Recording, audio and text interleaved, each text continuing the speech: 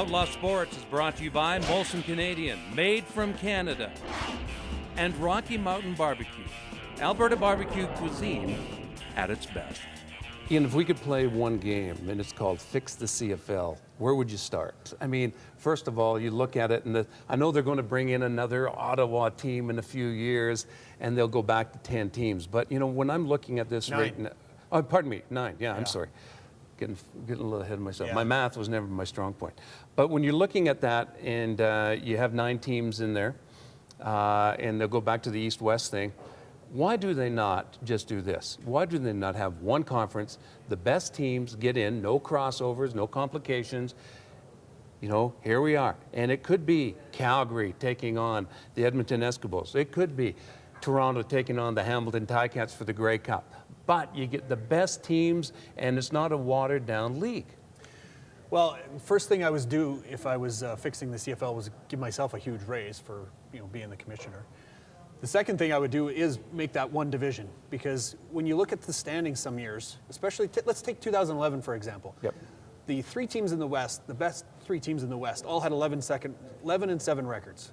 The top 2 teams in the East, Montreal and Winnipeg, had 10-8 records. If I formatted it where the first 2 teams got a bye, the 3 played 6 and 4 plays 5 in the opening round of the playoffs, that means, you know, Montreal Alouettes are going to go on the road for the first round. That's the way it should be when you don't have a better record than somebody that has a, you know, they put the crossover in for this exact reason. Yep. But nobody ever expected the West was always going to be more dominant throughout the history of the CFL's crossover. The only teams that ever crossed over have been West to East.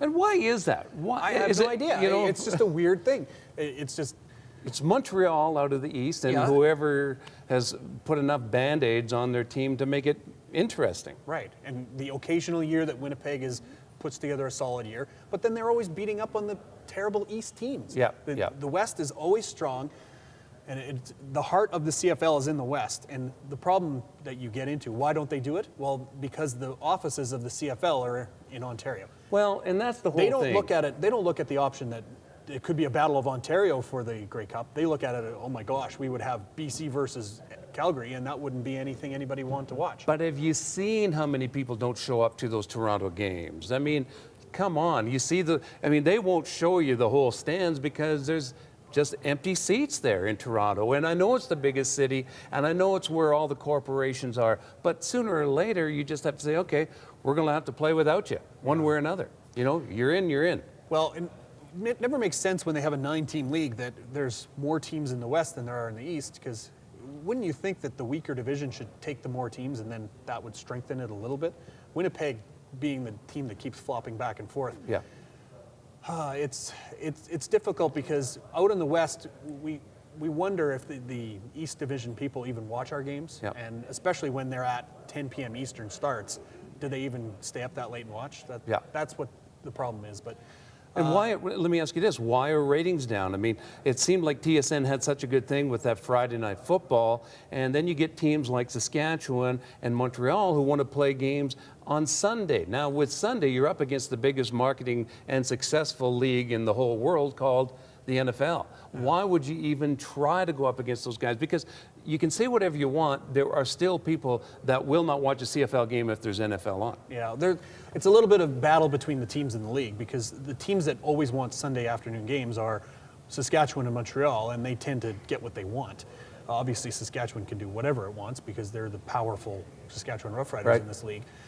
There's a few reasons that I think that the ratings are down. One, that the ratings were so high, they couldn't sustain that level for that long. Although, it was, if you mark it, it was those years of Saskatchewan being successful and contenders and going to the Grey Cup that the ratings were very, very strong. Now, you would think, okay, let's play a Friday night game and 3 games on Saturday. Well, TSN has a problem with that because they've only got 2 crews. They can add their crews, but that is only available when NHL's not in business as they are right now. Yeah. So it's a little bit of everything, I think, is contributing to that.